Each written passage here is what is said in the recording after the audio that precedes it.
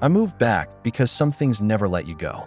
The house on Hemlock Row was waiting, wrapped in fog and old light. They said selling it would be simple. They did not know why I came back. There was a quiet I had to listen to.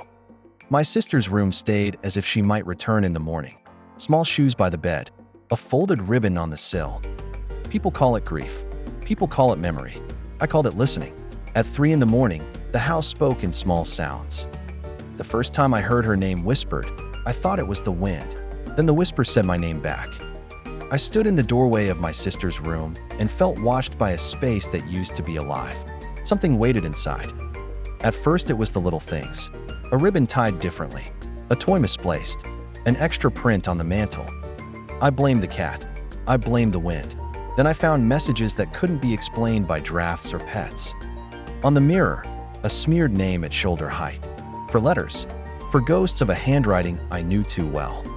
Sometimes the radio would crackle and a nursery rhyme would fold into static. The house liked to remember childhood melodies. Neighbors stopped by offering casseroles and condolences. Their eyes lingered on the empty chair at the kitchen table. When I asked if they ever heard of anything strange, they smiled and turned the conversation away. Some things are kept silent. One night the voice stopped sounding like memory and started sounding like a person standing at the foot of my bed. She never appeared fully, not like in films. A smear of movement, the scent of soap, the echo of laughter that didn't belong to today. She called me by nicknames only family used. Each syllable cut through the quiet like an old record needle scratching a secret. I reached out once.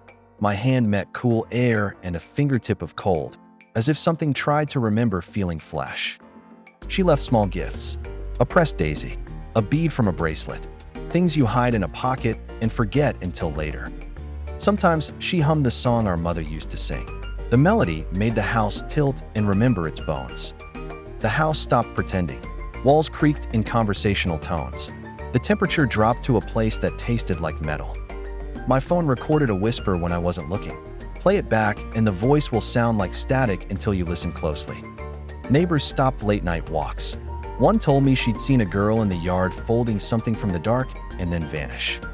Once, a picture in the hallway tilted to face me.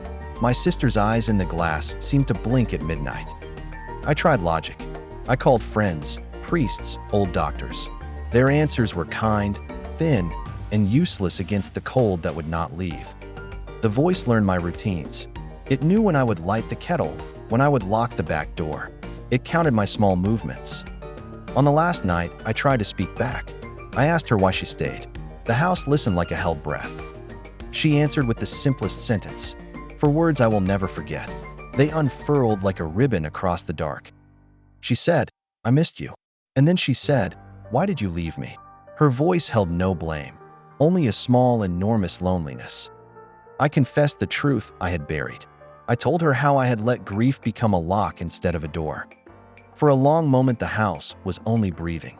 I thought she would leave then, gentle as the dawn, but she offered one last thing. She leaned into the sound of the house and whispered, "Stay." I stayed. Some visits end with goodbyes. This one made a home.